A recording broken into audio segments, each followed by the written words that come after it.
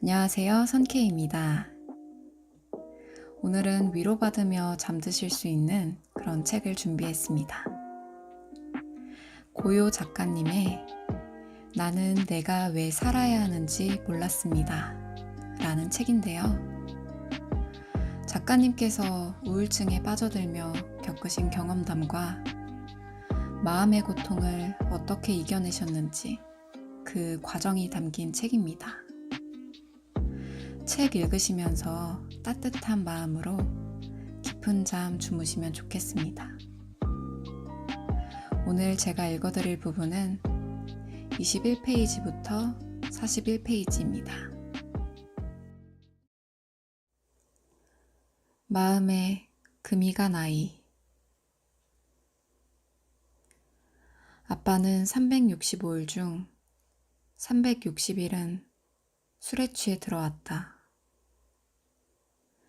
한량 같은 분이었던지라 돈벌이나 집안 살림엔 관심이 없었다. 대신 엄마가 울음 잃은 소처럼 무겁게 가족을 이끌어갔다. 하교 후 집에는 아무도 없었다. 주섬주섬 열쇠를 꺼내 무거운 현관문을 열고 들어가는 건 어린 나에게 익숙한 일이었다. 14평 임대 아파트, 코끝을 매만지는 차가운 집안 공기를 당연하게 여겼다. 우리 딸 왔냐며 따뜻하게 맞아주는 누군가가 있는 세상을 경험해보지 못했으니까. 이른 저녁부터 시작되는 아빠의 술주정과 욕설은 어린 나의 마음을 병들게 했다.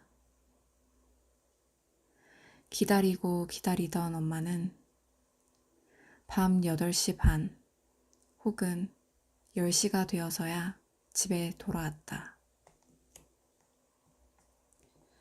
들어오면 지친 몸으로 밀린 집안일에 자잘한 부업을 마무리하고 나서야 겨우 고단한 몸을 눕힐 수 있었다. 아빠가 아직 집에 들어오지 않은 한밤중 혹은 새벽. 가끔 모르는 이에게 전화가 걸려오곤 했다. 엄마는 전화기 옆에서 몸을 웅크린 채 소리 죽여 어깨를 들썩였다. 그런 엄마의 뒷모습을 보며 나도 같이 울었다. 끝없이 사고를 치고 술과 외도를 반복하는 아빠라도 쉽게 미워할 수는 없었다. 그래도 우리 아빠였으니까. 아빠는 술에 취해서도 한 손엔 딸내미들에게 줄 과자나 아이스크림을 사들고 오곤 했다. 가족을 괴롭히며 새벽까지 잠을 못 자게 하면서도 아빠가 우리 딸을 얼마나 사랑하는지 아냐고 혀 꼬부라진 목소리로 반복하여 말하곤 했다.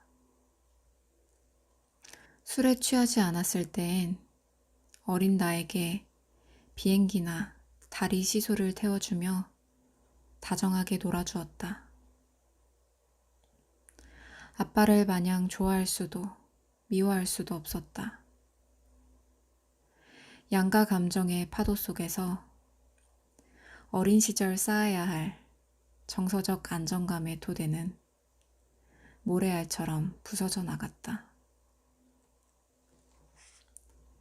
처음 자살을 시도한 건 15 어느 여름밤이었다.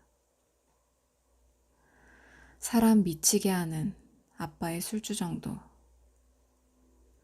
부모님의 전쟁 같은 고성과 욕설도,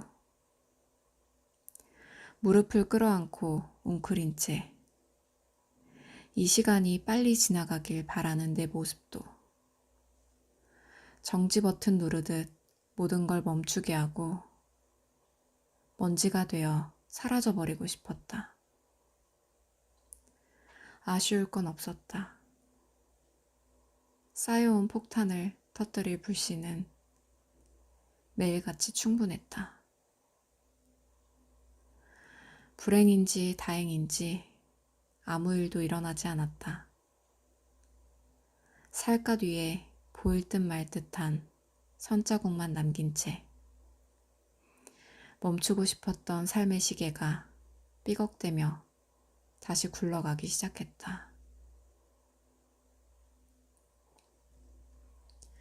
때론 정적이 더 소름 끼칠 때가 있다. 등 뒤에서 엄마가 말없이 그 모습을 지켜보고 있었다. 엄마는 30년은 늙어버린 듯한 얼굴과 가라앉은 목소리로 죽는 게 쉽더냐고 물었다. 난 아무 대답도 하지 않았다. 그저 바깥을 향한 비명 같은 외침을 서둘러 거두어 드렸을 뿐. 고생만 하고 살아온 우리 엄마. 엄마는 잘못이 없다.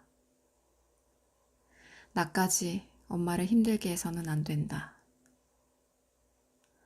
목구멍까지 딱딱하게 치민 것들을 다시 한번 억지로 삼킨다. 몇 년 전부터 시작된 죽음에 대한 끈질긴 바람도, 내 존재 자체에 대한 수치심도, 부모님에 대한 미움과 원망도 깊이 눌러놓는다. 이건 아무것도 아니라고. 더 힘든 사람도 잘 견디고 사는데 내가 유별나게 민감하고 나약해서 그런 거라고. 내 탓을 한다. 그 편이 훨씬 편하고 익숙하니까. 그날 그곳엔 나 홀로 있었다. 분주하게 오가던 어른들은 다들 어디로 사라진 걸까? 덜덜대며 돌아가는 선풍기 바람을 쐬며 혼자 작은 방에 오래된 장판 위에 누워 있었다. 잠깐 잠이 든 것 같기도 했다. 온몸이 나른했다. 누군가 문을 열고 들어오는 소리가 났지만 무시하고 계속 눈을 감고 있었다. 그때였다. 비린 땀 냄새와 술 냄새가 곁으로 다가온 것은. 끈적한 입과 더러운 침, 쩝쩝대는 징그러운 소리와 함께 온몸이 마비된 것처럼 움직여지질 않았다. 어딘가에 짓눌린 듯 목소리도 나오지 않았다. 9살짜리 어린아이가 할 수 있는 건 아무것도 없었다. 도와줄 사람도 없었다.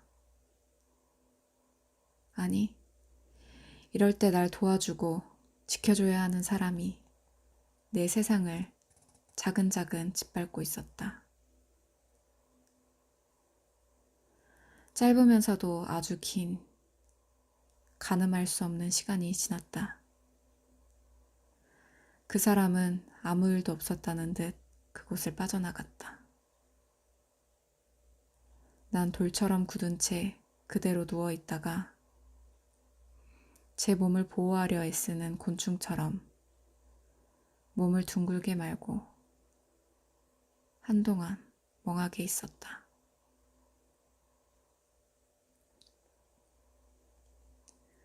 성폭력 가해자 중 대다수가 주변 사람이라고 했던가. 가까운 어른, 날 참 많이 예뻐했던 사람. 나는 부모님께 아무것도 말할 수 없었다. 말했다가는 부모님이 너무나 놀라고 아플 것 같았다. 꺼내놓아 일상에 돌이킬 수 없는 균열을 내는 대신 어린 나는 그 기억을 오랫동안 봉인하는 걸 택했다. 기억이 돌아온 건 대학생 때였다. 술에 취하면 남자를 그렇게 욕한단다. 왜일까? 멋모르고 기억의 실을 여기저기 잡아당겼다. 어느 순간 스위치가 켜지고 끊어졌던 전선이 연결됐다. 기억은 시각과 촉각과 청각을 모두 담아 그날로 날 데려갔다. 22이며 동시에 9살이 된 채로 어그러진 기억의 공간에 갇혀버린다.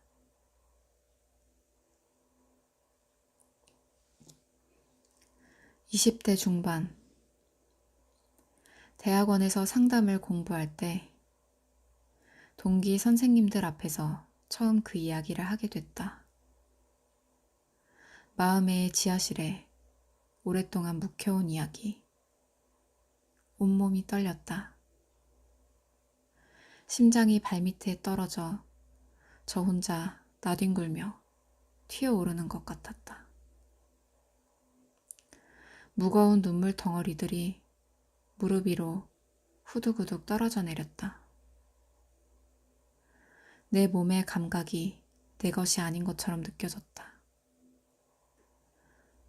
꺼내놓고 싶지 않다고, 그만하고 싶다고.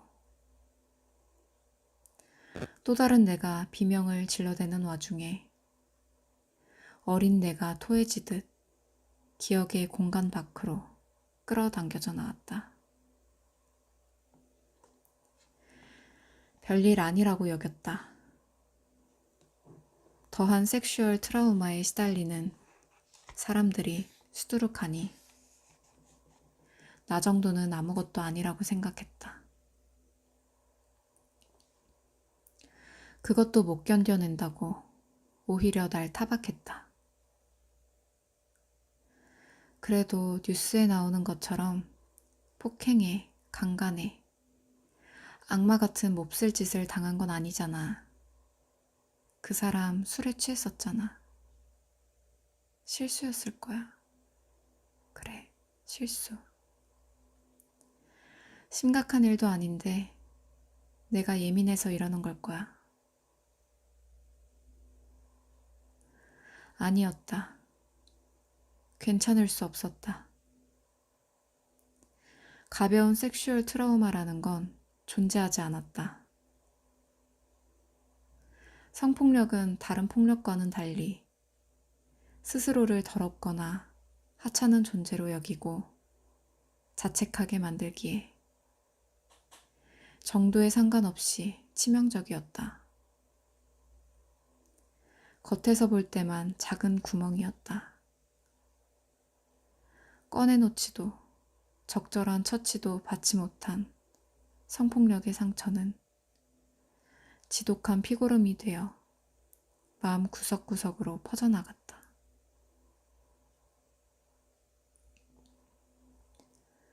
아빠의 욕설과 술주정, 매일이 전쟁 같던 부모님의 싸움, 혼자 외로이 자랄 수밖에 없었던 양육 환경, 있어서는 안 될 일을 당해야 했던 것, 조건 없이 사랑받고 보호받아야 할 시기에 나의 세상은 조금씩 금이 가기 시작했다. 어른들의 잘못을 따져가며 스스로를 보호하기엔 너무 어렸다. 어린 나에게 삶의 지붕 같은 이들을 망가뜨릴 수는 없었다. 유일한 선택지는 내가 이상하고 나쁜 아이라 그런 거라며 이제 막 자라기 시작한 자존의 씨앗을 짓밟는 일뿐이었다.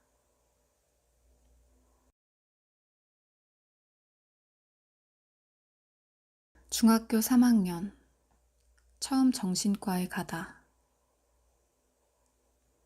초등학교 5학년 때 같이 놀던 친구들에게 몇 차례 따돌림을 당했다.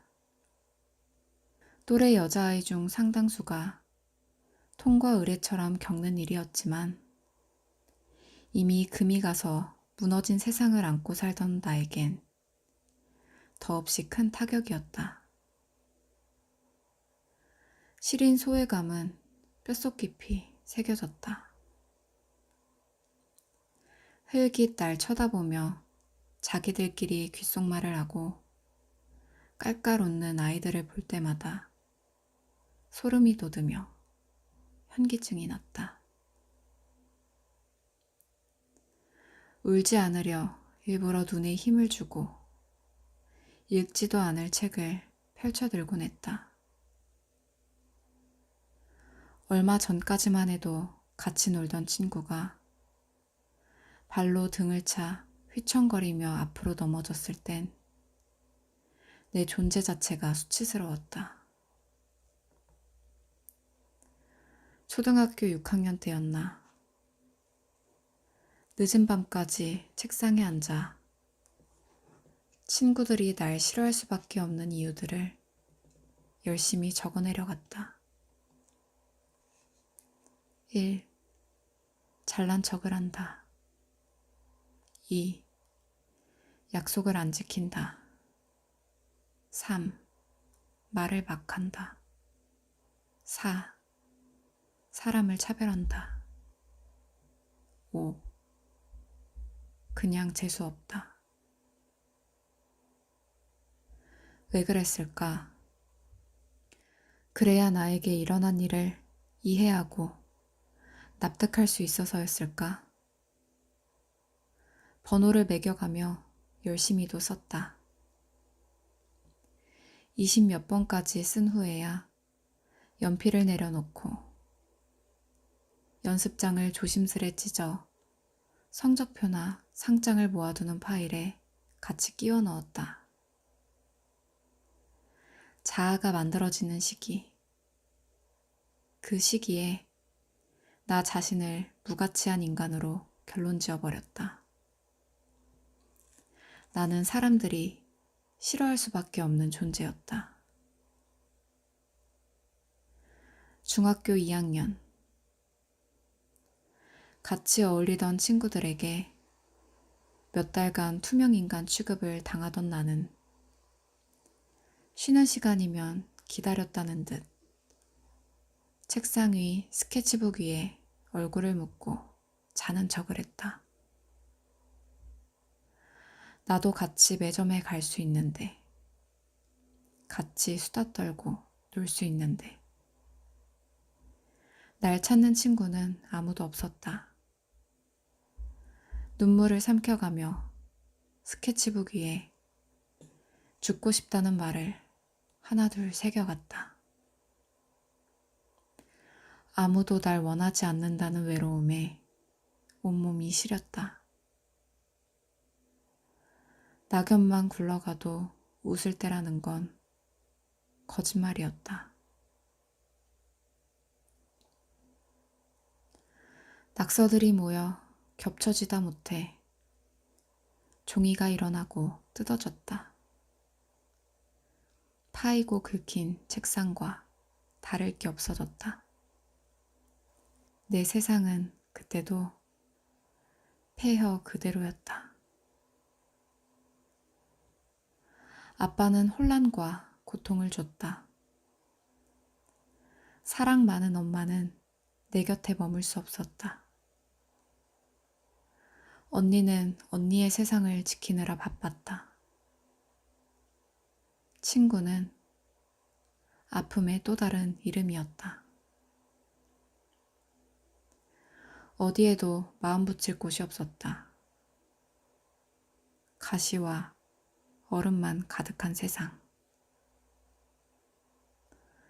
어릴 때부터 너무나 익숙한 풍경이었다.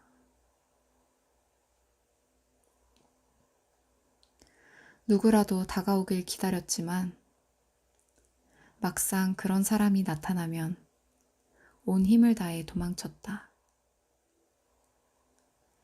결국 날 싫어하고 떠날 테니 먼저 마음을 닫는 게 맞다고 생각했다.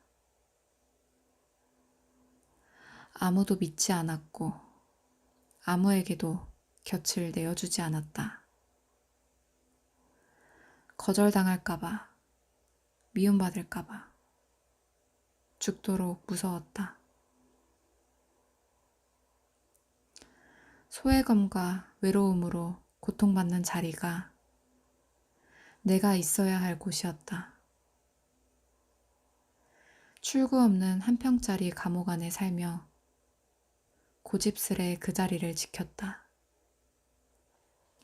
멍과 상처로 가득한 나를 옴짝달싹 못하게 가둬놓고는 친구들에게 들러싸여 즐겁게 하루를 보내는 아이들을 손바닥만한 창문으로 부럽게 바라보기만 했다.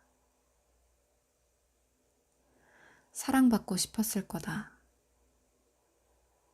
자연스레 주고받는 평온하고 안정적인 사랑이 고팠겠지.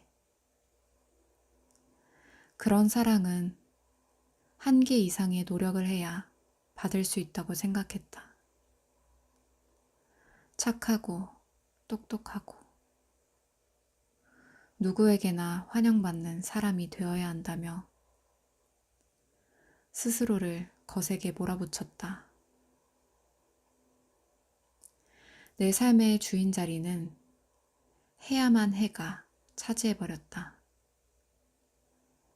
추구하는 이상적인 모습은 기형적으로 커져만 갔고 그 뒤엔 부족하고 모자란 나를 무섭게 비난하는 또 다른 나만 남았다. 너처럼 초라하고 사랑 못 받는 애는 차라리 없는 게 낫다며 눈을 치켜뜨고 끊임없이 중얼대는 나만 남았다. 봄이 지나면 여름이 오고 여름이 지나면 가을이 오듯 우울증이 온 건 자연스러운 과정이었을까? 멍한 표정으로 매일같이 자살을 생각했다.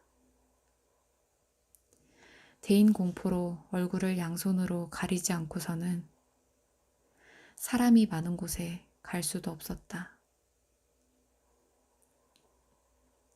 엄마는 사춘기라서 그렇다고 너만 그런 게 아니라며 엄마의 방식으로 위로해줬다. 다들 아픈데도 밝게 웃으며 잘 견뎌내는 거구나. 그렇다면 이렇게 힘든 이유는 내가 부족하고 약해서겠지. 아파 우는 나를 다시 깊숙이 묻어놓는다. 안 그래도 삶이 고달픈 엄마에게 내가 당한 일들을 털끝만큼도 알리고 싶지 않았다. 엄마는 끝까지 지켜야 할 마지막 남은 소중한 세상이었으니까.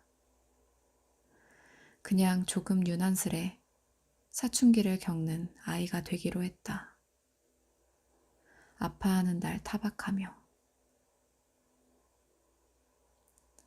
우울한 감정을 나쁜 것으로 여겨버리고 최선을 다해 억눌렀다. 감정의 부인과 억압, 공감받지 못하는 아픔 속에 자기 혐오와 우울은 하늘을 가릴 만큼 거대하게 자라났다. 모든 사람이 날 욕하고 싫어한다는 망상 속에 죽고 싶다는 생각을 반복해서 했다. 그러다 정말 죽어버릴 것 같아 무서웠다. 괜찮은 모범생 가면 아래 진짜 속마음은 검게 썩어 흐물댔다. 더 이상 견딜 수 없었던 중학교 3학년 말. 갈 필요도 없고 가서 좋을 것도 없다는 엄마를 설득해 정신과 병원을 찾아갔다.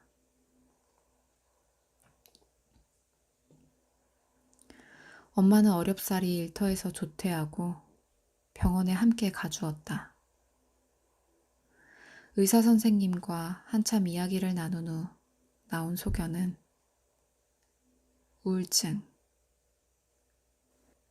뇌의 신경 전달 물질 이상 때문이라며 의사는 무심한 표정으로 말했고 엄마는 왜 하필 우리 애한테 그런 나쁜 게 온 거냐며 세상이 무너진 듯한 얼굴로 되물었다.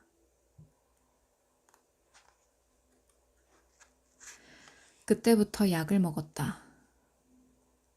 일주일에 한 번 병원에 가서 3분 남짓의 짧은 진료 후 여러 개의 알약을 받아왔다. 약을 먹으면 몸이 무겁고 잠만 왔다. 우울증이 나아지고 있는 건지 잠에 취해 하루를 보내느라 자살 충동을 못 느끼는 건지 알 수가 없었다. 잠만 오는 게 무슨 약이야. 약만 주는 게 무슨 치료야.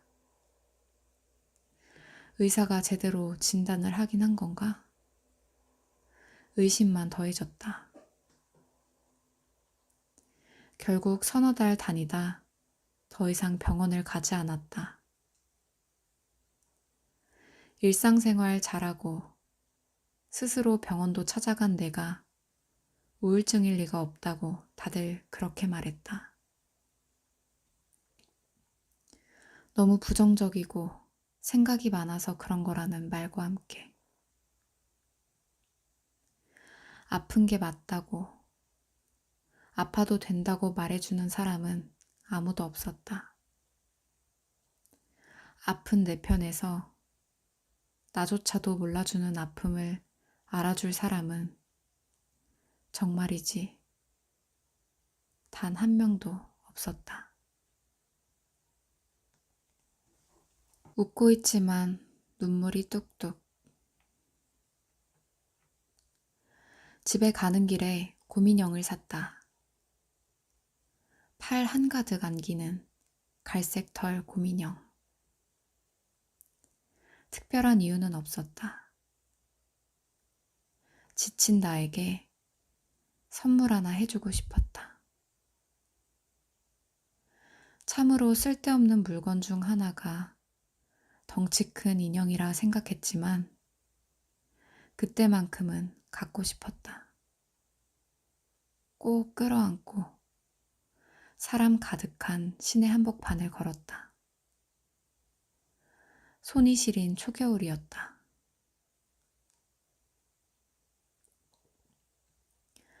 병원 진료를 마치고 나오는 길, 소리 없이 눈물이 흘렀다. 장마철 유리창에 빗방울이 부딪혀 흐르듯 정신없이 눈물이 흘러 마음속에 고여갔다.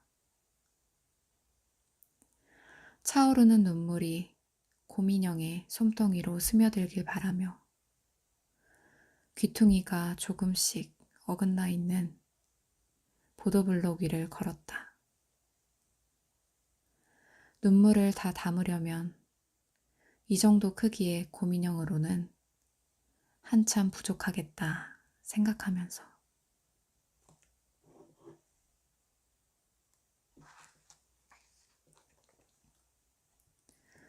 아무도 듣지 못하는 울음이다.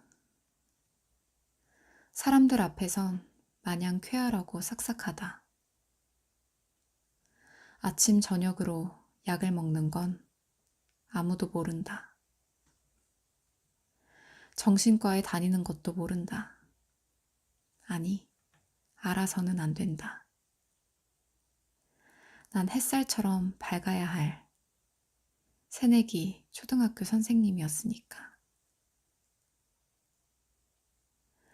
교사가 된 첫 해, 우울증이 재발했다. 준비 없이 시작한 사회생활은 모든 게 낯설고 힘들었다. 온종일 낯선 아이들과 함께 시간을 채워나가는 건 맨손으로 까마득한 절벽을 오르는 것처럼 암담하기만 했다. 피로에 절어 집에 오자마자 잠이 들었다가 한밤중에 놀라 깨어 학급 운영이나 수업을 준비하곤 했다. 무엇 하나 뜻대로 되는 게 없었다. 잘하고 싶었는데 그에 비례해 좌절하는 날들만 늘어갔다. 아이들이 우유를 제때 안 먹는 것도, 청소를 제대로 안 하는 것도 내 탓이라 여겼다. 수업 시간에 떠드는 건 내가 능력이 부족해서라고, 예의 없게 구는 것도 내가 잘못 가르쳐서라고 익숙하게 내 탓을 했다. 동시에 잘해야 한다는 생각도 심해졌다. 쉬지 말고 교재 연구를 하라고, 교육 관련 책을 읽고 연수를 들으라고 채찍질했다. 최선에 최선을 다했지만 늘 부족하다고 느꼈다.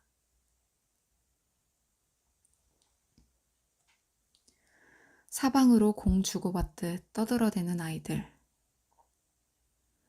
나 혼자 벽을 보고 수업하는 기분이다. 아무도 내 말을 듣지 않는 아수라장 교실 속. 아이들 생활 지도가 말도 못하게 어려웠다. 나도 모르게 속으로 되낸다. 난 무능한 교사야. 난 무능한 교사야. 난 무능한 교사야. 학원에서 다 배워서 재미없어요. 아이들은 수업을 듣는 대신 학원 숙제를 한다. 우리 엄마 아빠 세금으로 월급 받는 주제에 어떤 아이가 나지막이 내뱉은 말에 할 말을 잇는다. 소외받는 한 아이를 타깃 삼아 점수판처럼 몸을 맞추는 놀이를 했어도 놀이를 만든 아이의 부모는 우리 애가 뭘 잘못했냐고만 한다. 학부모와 상담을 할 때면 아휴, 우리 선생님은 아직 어리고 애를 안 키워봐서 몰라 라는 말을 먼저 들어야 했다. 모두가 그런 건 아니었지만 한두 학생, 학부모만으로도 자괴감을 들게 하기엔 충분했다. 자책과 자괴감, 교사로서 올바르고 좋은 모습만 보여야 한다는 숨막히는 강박은 빠른 속도로 마음을 병들게 했다. 몸도 함께 무너졌다. 10월 말 무렵 맡은 업무의 강도가 최고조에 이르렀을 땐 링거를 맞으며 학교를 다녔다. 퇴근 후엔 울면서 집 대신 병원을 향했다. 어디에도 털어놓을 곳이 없었다.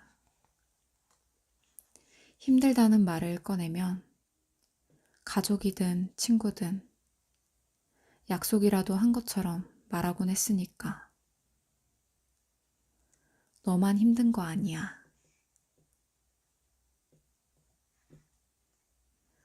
그래도 너는 직업도 좋고 젊고 가진 게 많잖아. 너보다 못한 사람들도 많은데 감사하며 살아야지. 가장 좋아하는 높고 파란 가을 하늘. 적당히 선선한 바람 속에서도 그저 무감각했다. 눈에 보이는 세상과는 달리 내가 느끼는 세상은 오직 흙과 백이었다. 기쁨도, 희망도, 감동도, 즐거움도. 재가 되어 흩어진 지 오래였다. 몸이 물에 젖은 솜덩이 같았다.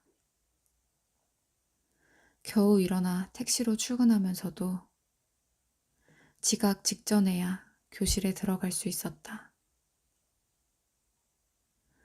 숨을 편히 쉴 수 없어 가슴을 두드리며 일부러 크게 심호흡했다.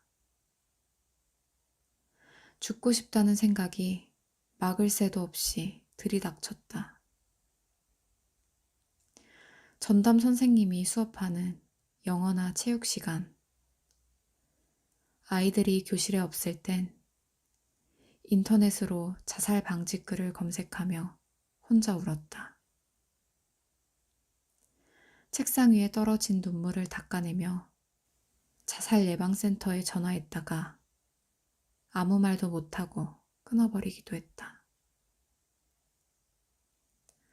살기 위해 다시 병원을 찾을 수밖에 없었다. 결과는 우울증 재발. 그것도 아주 중증의 우울증.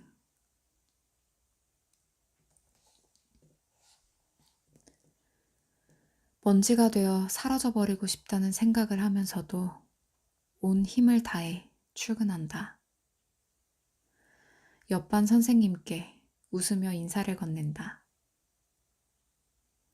아이들과 장난을 치고 농담을 주고받는다. 수업 자료를 준비하고 열심히 아이들을 가르친다. 수시로 아이들 사진을 찍어주고 요리 만들기나 교실놀이 등의 활동도 부지런히 한다. 동시에 내가 세상에서 가장 쓸모없는 인간이라는 생각을 한다. 스스로 생채기를 낸다. 한심해. 한심해. 내가 너무 한심해. 내가 싫어. 내가 세상에서 제일 싫어.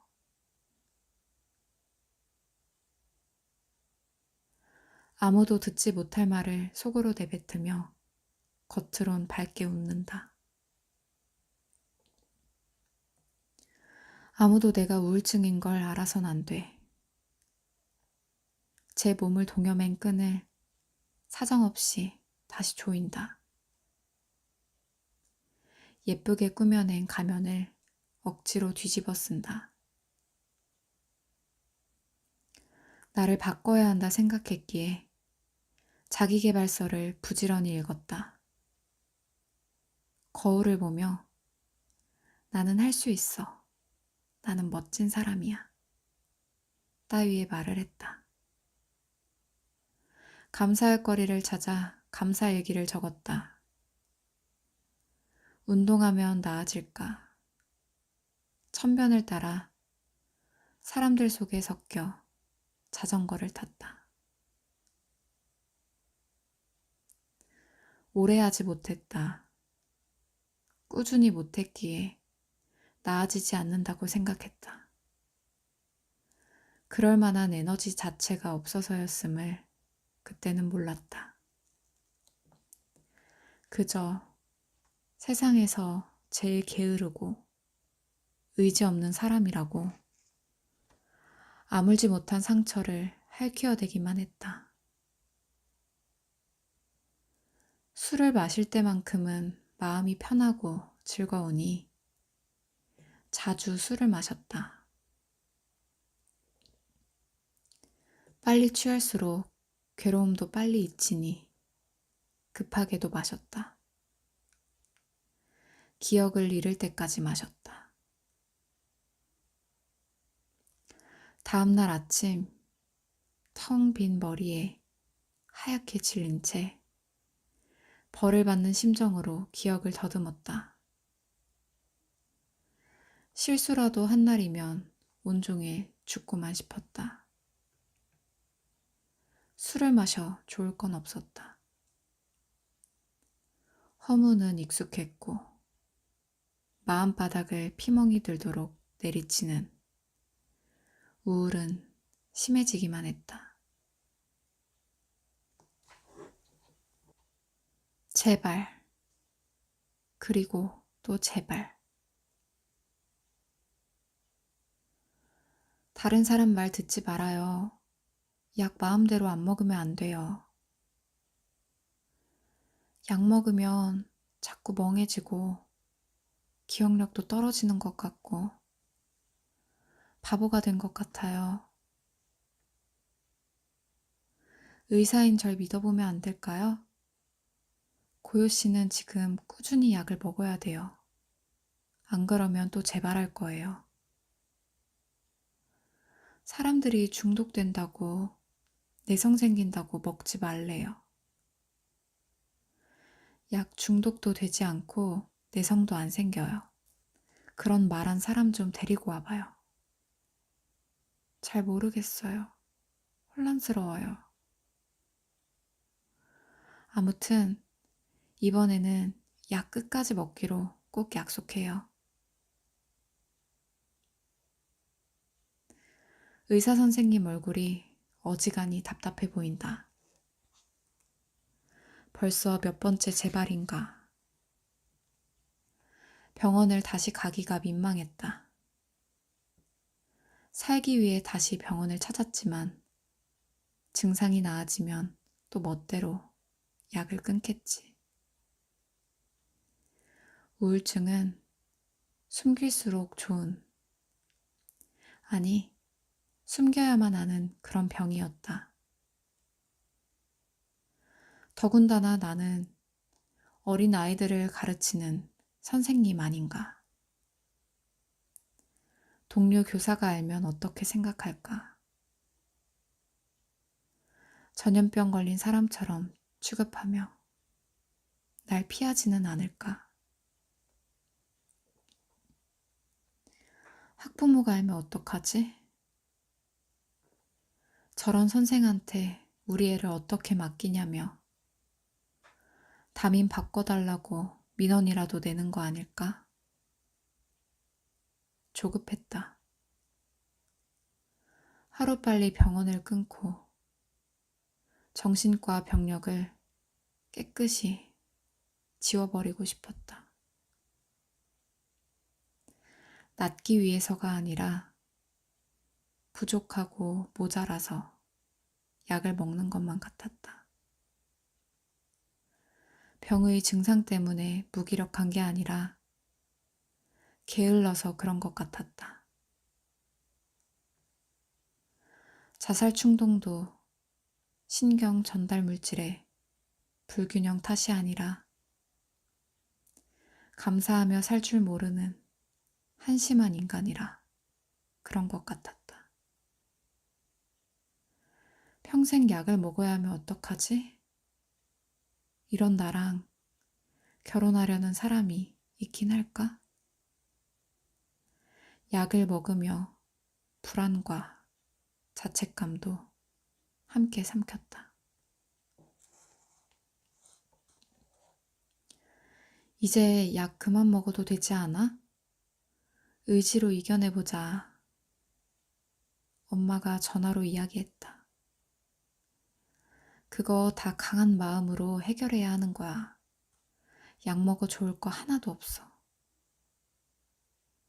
본인도 정신과 약을 먹어본 적이 있다는 어느 지인이 말했다. 항우울제가 제 효과를 내기까지 걸리는 시간은 한 달 남짓. 몇 달을 먹은 후엔 약을 끊어도 효과가 꽤 오래 유지된다. 의사 선생님은 누누이 말했다. 증상이 나아졌다고 병이 나은 건 아니라고. 그림을 그려가며 모형을 보여주며 설명했다. 멋대로 약을 끊으면 이전보다 더 심하게 재발할 거라고. 오래 두고 봐야 하는 병이라고. 그러니 마음대로 약 끊지 말아달라고.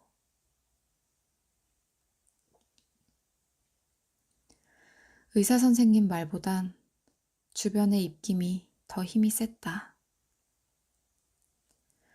서너 달 병원에 다녀 증상이 나아지면 당연한 듯 약을 안 먹었다. 약봉지가 쌓여갔고 꾸준히 가던 병원에 발을 끊었다. 되도록 빨리 스스로 이겨내야 한다고 생각했다. 결과는 재발. 더 늘어난 알약과 복용기간. 나에게 진 것 같은 자괴감. 역시 난 안 된다며 자기 자신을 짓밟는 시간들. 해를 거듭할수록 병원에 가기 어려워졌다. 극심한 우울과 절망, 자살 충동으로 이불을 뒤집어 쓰고 악을 쓰며 울면서도 병원에 가지 않는 날이 늘어났다. 재발을 거듭할수록 병의 증상과 깊이도 빠른 속도로 더해졌다.